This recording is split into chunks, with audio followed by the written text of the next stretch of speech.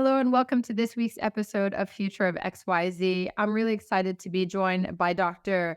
Doreen Samelson. She is a clinical psychologist as well as the chief clinical officer at the Catalyte Foundation out in the Bay Area. Doreen, thank you very much for joining us on Future of XYZ today. I'm happy to be here. Thank you. Well, I mean, you're an expert in a lot of areas. You've worked in Kaiser Permanente's mental health care facilities and systems.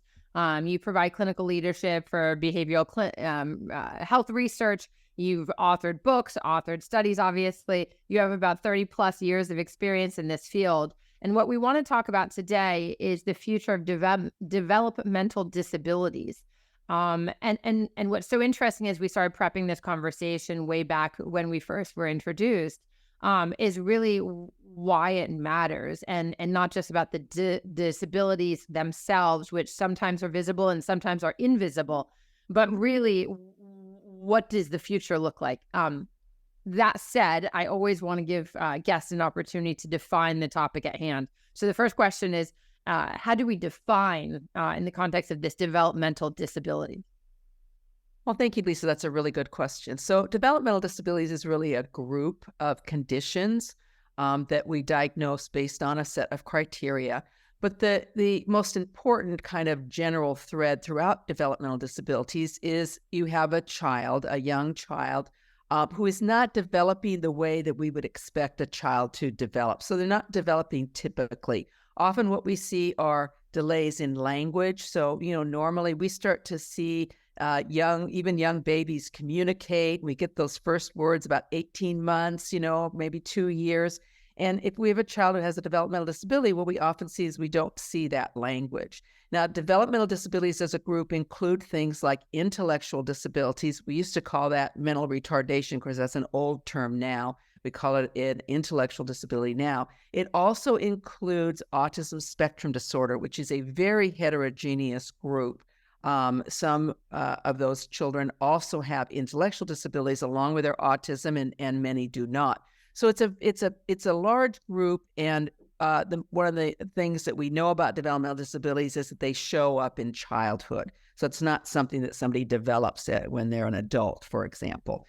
But it usually carries through their lifetime. Carries through their life, but we see it in early childhood. We can make the diagnosis in early childhood or maybe in school age. Sometimes occasionally we will, the diagnosis be made when in the teenage years, but almost always we see signs very early on. And if it's a severe developmental disability, we will see things, even a few months old, 6, 8 months old, we will start to see that things are not going the way that we would have expected them to go for typical development. That would be things like fetal alcohol syndrome, Down syndrome, spina bifida. All of those things. And what we see is that the child isn't making those milestones, right, when we would expect them. So we do have the genetic disorders, something like Down syndrome would be a good example.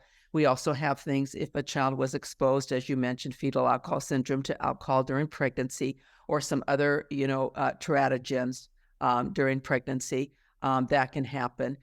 Sometimes we have a birth injury, right? We have a lack of oxygen during birth. That could be an issue. So it's a whole group of conditions. And because it's a large group, that means there's a lot of kids who actually do fall under the umbrella of developmental disabilities.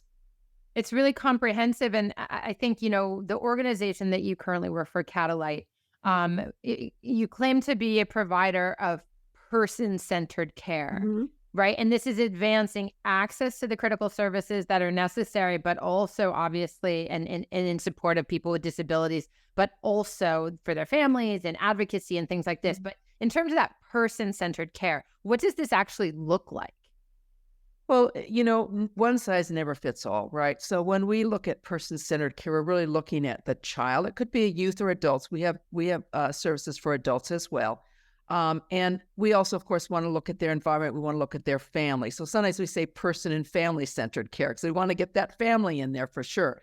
But we really want to make sure that we are providing the services or the treatment that really fits that child, youth, or adult and the family.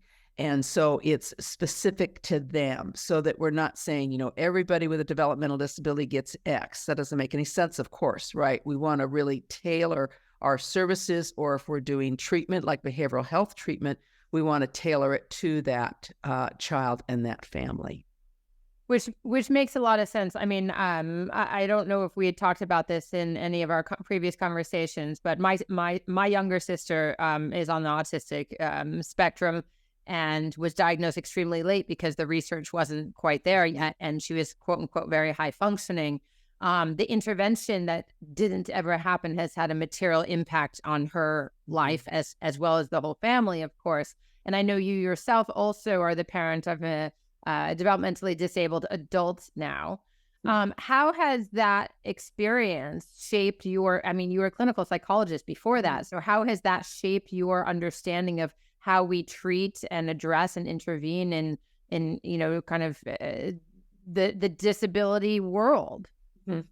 Well, thank you. That's such a great question. I think I've learned so much from my son. I mean, my son has been my greatest teacher. And because my son has minimal language connected to his intellectual disability, I really learned a lot about communication and language and the role that communication plays, and how we can really work with somebody like my son to help them communicate in all kinds of different ways. Again, it's not like one way is not the right way. So for my son, he uses some signs. He uses gestures. I always say you can get a lot done with pointing. If you have a child who has a minimal language, teaching them to point is often one of the first things that we do, because now that allows some self-determination. So the parent can hold up juice and milk and the child can point to which one they want.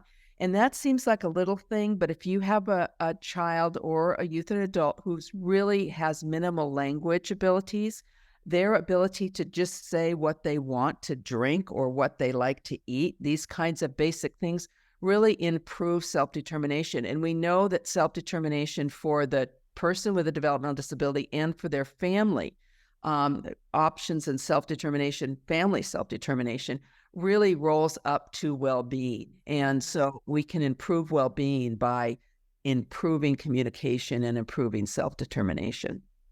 It makes sense. I mean, I think you have a very clear passion for that self-determination piece of things. And as you mentioned, it's not only for the developmentally disabled person, child, or otherwise, but also for that family. Inclusion is another piece of this, right? And if you can't communicate in any way, you're kind of excluded from the world at large. Is that what you mean by inclusion of people with developmental disability? Yeah, inclusion is something that we hear about a lot. And of course, inclusion is important, but it's also important for the person to decide where they want to be included. So, sometimes we say, well, just everybody needs to be included in everything. Well, we have some youth, for example, with autism, autistic youth, some without intellectual disability who are quite bright and say, you know what, I'm not interested in those social things. That's not my thing, and I don't want to do that. So we want to give people options and choices, and that's where the self-determination comes in.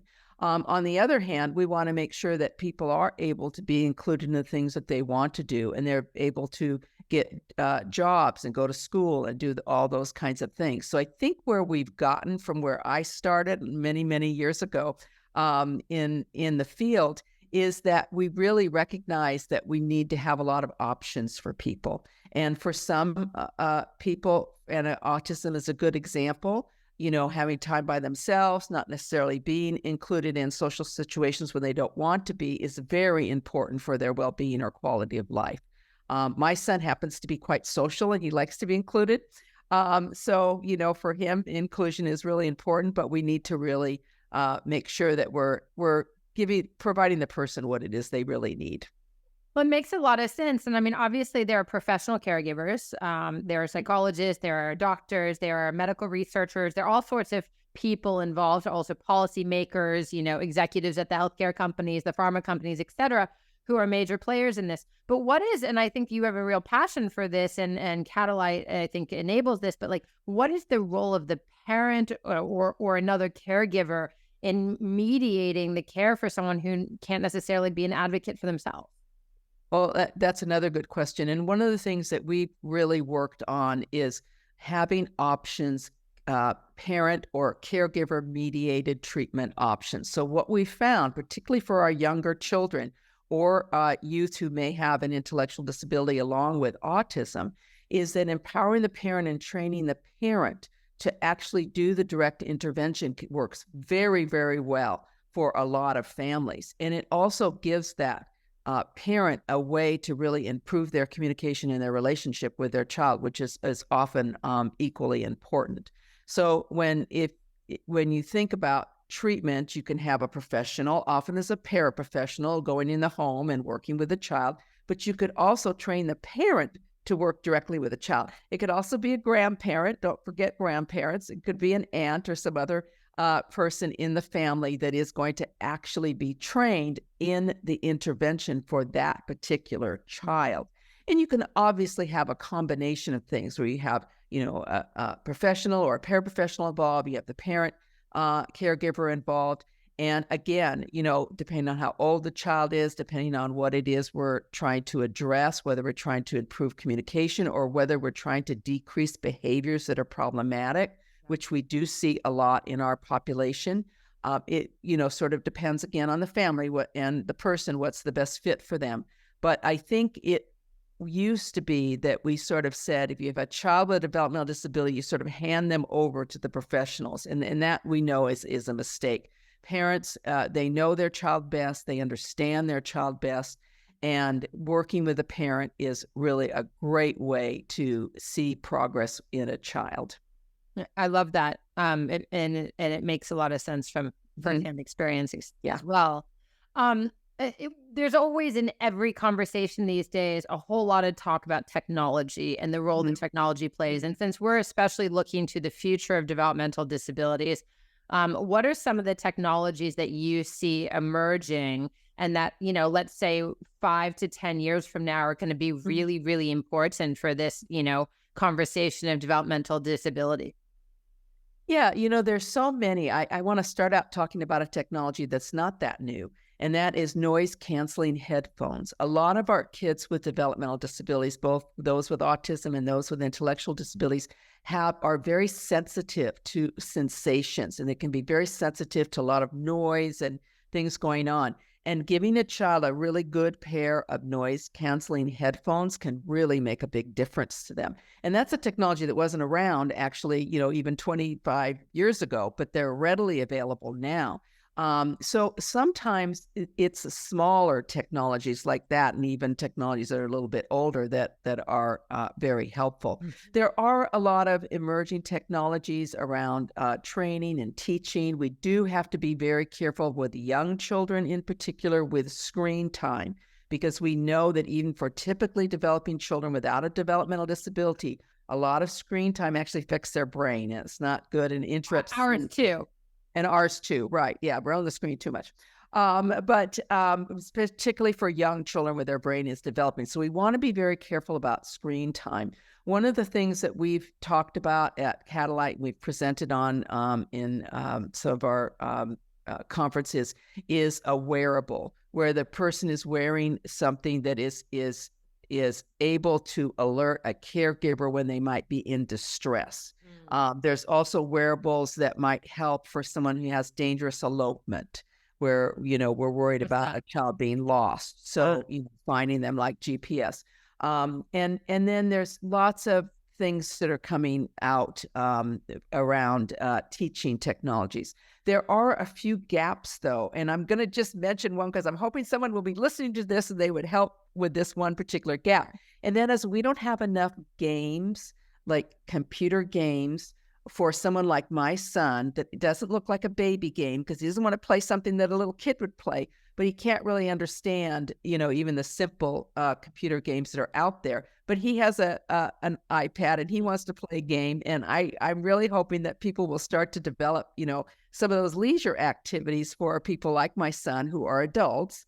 Or teenagers, and they can have the gaming experience as well. So there's lots of room for lots of smart people in tech to develop new things, for sure. I love that, Doreen, and hopefully someone is listening, because that's such a huge, gaming is a multi-billion-dollar industry. The fact that this isn't being addressed is unfortunate. But I think it also leads to a natural question of like, what are some of the barriers to providing proper treatment and service, and who are the players who can and will be addressing this going forward? Well, there's a number of barriers. Coverage, insurance coverage can sometimes still be a barrier, even with the Affordable Care Act. We still have in some states, especially those that did not expand Medicaid, where we don't have good insurance coverage for some of our families. I'm in California and Hawaii. We are in both those states, and we have better Affordable Care Act coverage in those states. But there's plenty of states that don't. And another thing I think is just people not understanding and not realizing that when they see if a child is not developing the way we would expect, it's time to go and get an appointment with a pediatrician and say, he's not talking yet. And usually, the children really have quite a few words by age 3. And we would really be worried if a child is not having some words by age 3, and get that early intervention. We know early intervention is very effective. And one of the other problems that we see is just people being in locations where they're out in more rural areas, and they may not be close enough to some place to even go and seek an evaluation to get a diagnosis. And so that can be a barrier. Telehealth has really helped. Since the pandemic, we've really been able to expand telehealth. We did very little telehealth before the pandemic. We do a lot of telehealth now. And there's a lot of good research that's come out showing that we can do a lot with telehealth. So Telehealth is interesting. Yeah. There's just a lot of different things that can be barriers in different areas of the country and in different, rural versus urban areas. And that kind of thing. There are some cultural barriers sometimes where people are not, feel like they really can't bring up a problem. Sometimes that happens, although I think we're seeing that less. Yeah. But we still are missing kids that we need to be addressing. And in terms of kind of the conversation, everything is local, and often this is just a family specific experience. Unfortunately, it's very isolating. Sometimes it's very hard. The money that you need to access care, to navigate the healthcare system, especially in this country. But is there anything happening at a policy level, either locally, state, federally, or better yet, even like internationally, that's addressing any of the future of developmental disability kind of challenges? Yes, I think there are a few things. Now, one of the things that happened with autism is that now all 50 states mandate private insurance coverage for autism services. And that was something a lot of parents and a lot of clinicians fought for. And now for a few years now, we've had all 50 states. The laws may differ a little bit state to state, but they're all covered. Now what California did was they expanded that. So it's not just autism, it will be any developmental disability, right? I like to see the other states follow suit with that, because what's happened is if you have a child with Down syndrome and somebody else has a child with autism, it may be that the child with autism is getting more services through their insurance company than the child with Down syndrome, which doesn't make any sense, of course. So hopefully, some of the other states will follow what California has done and expand the health insurance coverage, which I think is very important. There are a number of international organizations. We were able to present in Sweden at an international conference this year. We're hoping to do that again next year and present our research. So there's some international organizations. And what's really interesting about some of the international work is that we find, again, training parents. So there was a very nice presentation in Sweden by researchers from India, rural India areas, where they were training parents, just like we're doing in California. I'm not in a rural area. I'm in an urban area, and I'm training parents. And they were training parents in this very rural area in India and getting great results again by training the parents. And so if we can figure out ways to reach people, we can use family members to do that. I think that's one of the things that's really going to help us going forward. Yeah, that makes enormous sense. And I appreciate that kind of like quick global overview, because although the challenges are different, they're also universal. That's right. Especially when dealing with developmental disabilities specifically, right? Yeah. I mean, it manifests in the same way when whatever your language, color, race, ethnicity, gender, or anything else. So I think that's quite interesting, especially when we think about inclusion as well. Yeah. As we think about wrapping up, we have a couple more questions. One of the most important ones, I think, is how to measure outcomes, because in a lot of these developmental disabilities, as you said, the issue manifests in childhood at some level, but it carries forward, through the future. And I think about my own sister, who, again, high functioning, but doesn't function within normal society in any way, shape, or form.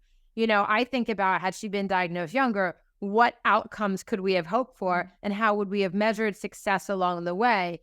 What is your take on that? And I know Catalyte has some strong perspective on this also. Yeah, we do actually. There's a lot of different outcome measures. And, we all look at goal attainment, for example. I don't think you're going to look at any program that doesn't have goal attainment. And we certainly look at goal attainment. And then, there's other things we want to look at. We look at sleep. Sleep is very, very important to improve sleep. So there's a lot of different things you can look at. But here's where we finally landed. All of that needs to roll up to well-being or quality of life. So we've developed some well-being scales as a result, because what we said to ourselves is that, okay, so they met the goal or they didn't meet the goal, or, this is a little bit better, that's a little bit better. But is their well-being improved? And is the family's well-being improved? And one of the things that we've learned is that you don't have to be doing things the way everybody else does them in order to have well-being. So I'll give an example about my son. My son can't count money. And he used to, when he was younger, we had the IEP, and we had the goal of counting money every year, counting money. And it's just like, he's never going to count money. He never learned to count money. But here's what we've realized. What he wants to do is buy his own coffee. Well, you can buy a cup of coffee anywhere if you have a $20 bill in your wallet, right? And it doesn't matter, even a fancy coffee you could buy for at least less than $20, at least so far anyway. And so my son's well-being is really, most places, my son's well-being is really about being able to buy his own coffee. It's not about counting money. So if we think about well-being, then we think, well, counting money for this person is not the right goal, really. What is the goal? And for your sister, what would improve her well-being? She doesn't have to be like everybody else. She can be herself, but what things would actually improve her well-being? And that's kind of the direction that we're really going now at Catalyte. We've got a lot of different outcome measures, and it's very important. We look at dangerous behaviors and decreasing dangerous behaviors and things like that. But of course, if we do decrease dangerous behaviors, we're improving well-being. But we want to see everything roll up to well-being now. Again, you had mentioned that previously, and I really like the idea of well-being as like the goal, and well-being's bandied about in lots of different forms these days.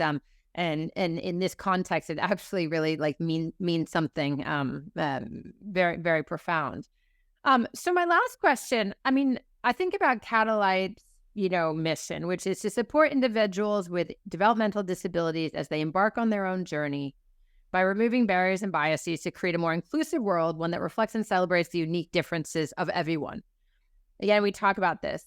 That's quite a big, bold, audacious goal, given the thing, which is, of course, what a great mission statement does.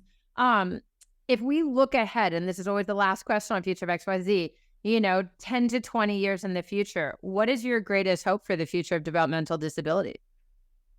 Well, my greatest hope, I think, is that we will have options that support families and children and adults, and that they will be available to everyone. And we didn't talk about the intersectionality between, say, race and developmental disabilities, but that's an issue, right? So some of our underrepresented groups don't always get the same services that someone who's white does, for example. So really paying attention to that and making sure that there are those options for services that are the right fit for that person and that family. And the parents don't have to, go searching all over the place and begging for them, right? But that we will be there because we want people to be able to have their own path, and everybody's path is different, and we think that's okay. Yeah, I love that. Well, Dr. Doreen Samelson, thank you very much for joining us on Future of XYZ today. For everyone watching and listening, you can learn more about Catalyte and this topic at catalyte.org. You also, if you aren't already following Future of XYZ on social media, please find us at Future of XYZ on Instagram.